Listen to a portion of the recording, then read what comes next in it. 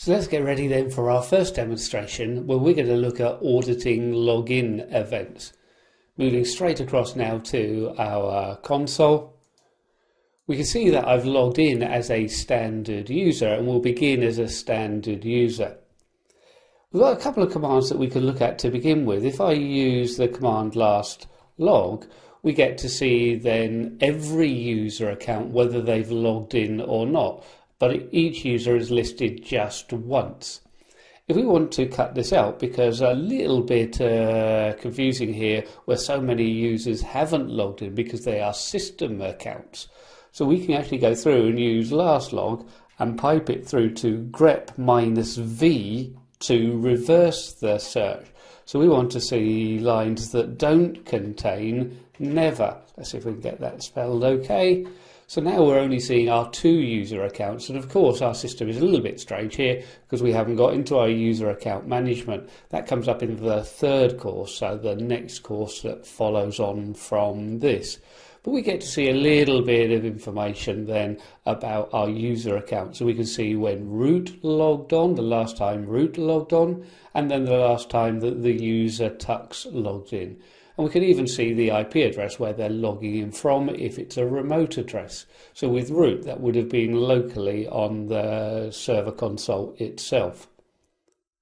If we want a little bit more detail, then we can use the command last. Now, of course, we get a lot of output there because it's showing everything, and we're reading from the log file wtemp. So this is coming from then /file/log. So we can see that at the bottom of the screen output. If I clear the screen a little bit, and if we go back and run this again, but maybe restrict the output to 10 lines, we'll see a little bit more detail without all of that extra information. So straight away we can see that tux is still logged on, so it's telling us still logged in. But on that line underneath, the reboot, we're kind of still going on that as well. We can see that currently it shows as 0744. Well, that's our current time. If I go through and run this again, let's clear the screen with Control L and then go through and run this again. We can see now that's 7:45. So currently we've been up 16 hours. So we can see then that we last powered this on at 3:31 yesterday, 15:31. It's now 7:45, so kind of we're still logged on, but this event is still going on. So it shows as reboot, but that's then showing since the last reboot. Where we have things like underneath that, we then have a crash event. So we were running 5 days and 4 hours, so 5 plus 04 is 5 days and 4 hours. The crash means that, well, it didn't shut down properly. But again, sometimes these are virtual machines and I just power them off just with the X button at the top of the screen. Probably not the correct way of doing it, but it works really.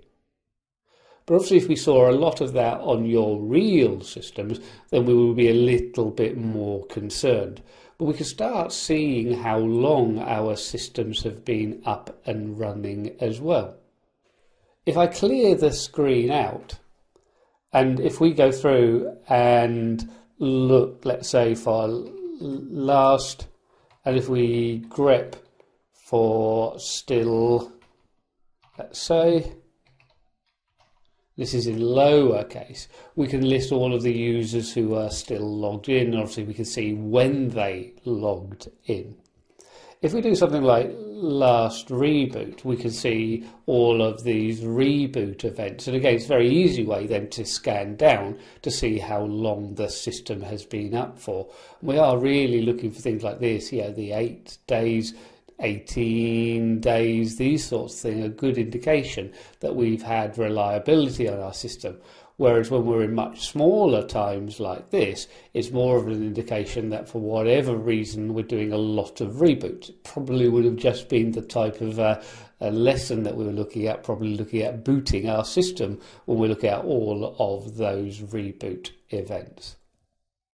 We can also, if I go through and do say like last tux, we can look at it for a particular user, and again, nothing's stopping me combining information together to -n 10, so we can look at the last 10 events just for Tux. So again, if we need to analyze a user activity, we can really do it with this last command. Now we've been running as our standard user. If I try to run the last B command, we can see that we're getting permission denied. So instead of reading the wtemp file, we're now reading the btemp file.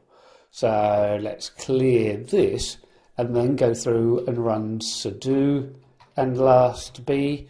And this is then looking at our last bad login temps. Normally it's going to be a failed password, these sort of things that we would be looking at.